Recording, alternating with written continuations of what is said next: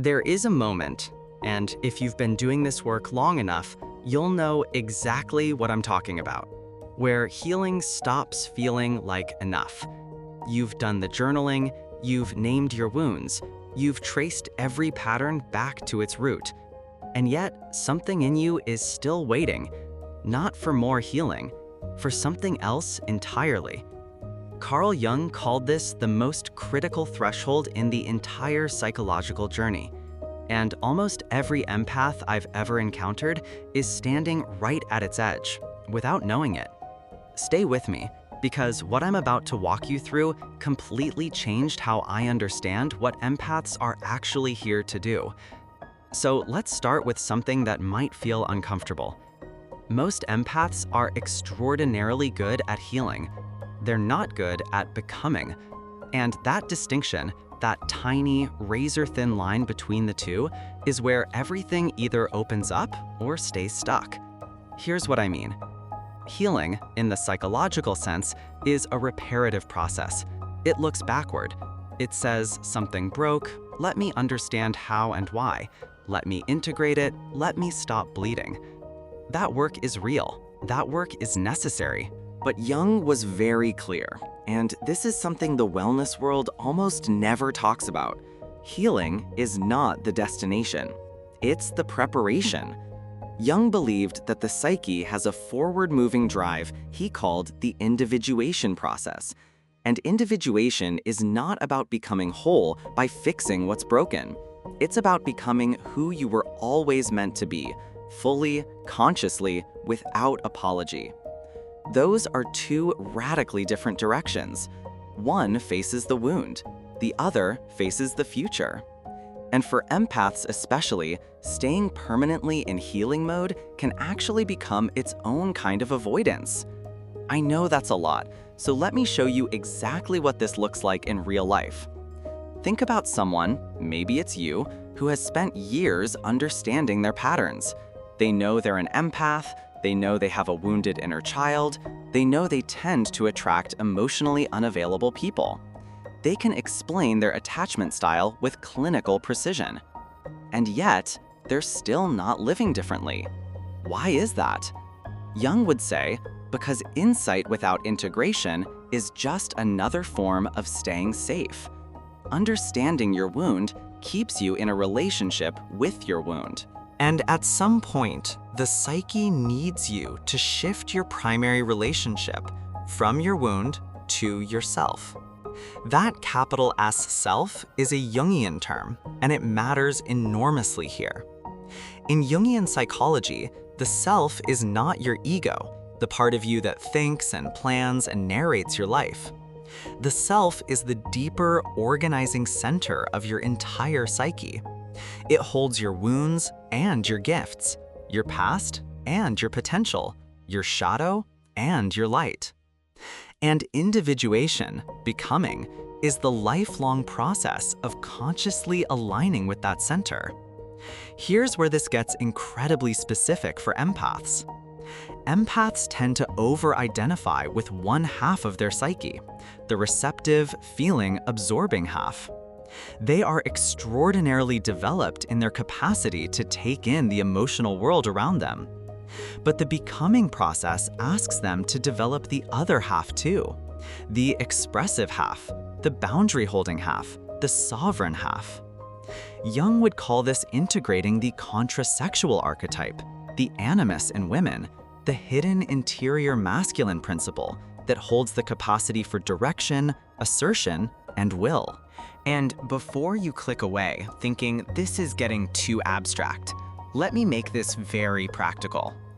Every empath who has burned out, every empath who has been repeatedly wounded by a narcissistic partner, every empath who says, "I give everything and receive nothing," is almost always living from only one side of their psyche, the absorbing side, the healing side, the giving side. The becoming process asks you to consciously develop its opposite, not to become cold, not to stop feeling, but to feel and to act from a grounded center that is yours alone. Now here's where it gets genuinely fascinating. Jung observed something across decades of clinical work.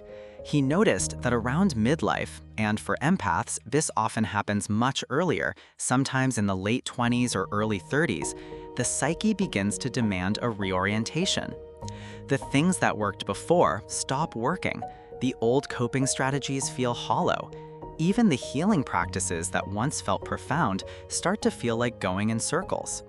This is not a crisis. This is an invitation. Jung called it the second half of life's task, though again, for highly sensitive people, it often arrives before 40. And the invitation is this: stop defining yourself by what happened to you and start orienting toward what you're here to create. I'll be honest, when I first encountered this framework, something in me resisted it. Because there's a strange comfort in healing.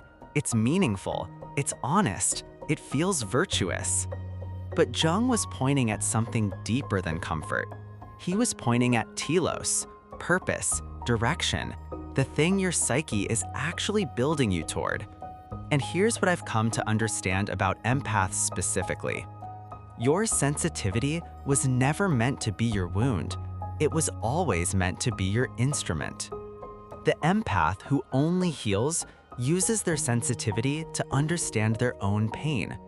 The empath who begins becoming uses that same sensitivity to create something: understanding, connection, truth, art, healing in others, leadership, wisdom from a grounded, sovereign place.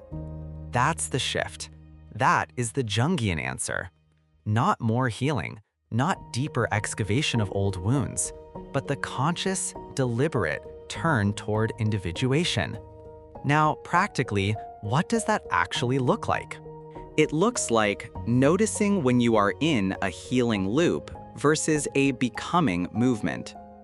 A healing loop feels like, I need to understand this more before I can move. A becoming movement feels like, I understand enough, now I act. It looks like working with your shadow, not to feel bad about who you are, but to reclaim the energy that lives there. Every empire has disowned their power. Every single one. Shadow work in this context is not about uncovering darkness. It's about recovering the parts of you that were taught to be small. And it looks like learning to hold two truths at once. You are deeply sensitive and deeply strong. You have been wounded, and you are not your wound. You feel everything, and you do not have to be defined by what you feel. That integration, holding the tension of opposites, which Jung called the transcendent function, is the actual mechanism of individuation. It's not comfortable, it's not linear, but it is the most real psychological work you will ever do. And if you've made it this far in the video, I want you to know something. The fact that you're asking these questions, the fact that you want to understand rather than just feel better, that is already the becoming process. You are already on the other side of the threshold. You just might not have named it yet. So let's bring this together. Healing faces the wound. Becoming faces the future. And Jung's entire framework, individuation, the self, shadow integration, is a map for that forward movement. You are not here just to understand your pain. You are here to build something from it. Here's the question I want to leave you with, and I genuinely want to know your answer in the comments.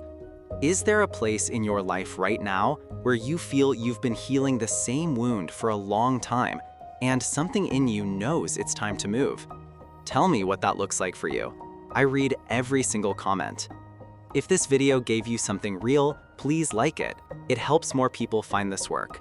Subscribe if you want to go deeper into Jungian psychology specifically for empaths and highly sensitive people. And I'll see you in the next one.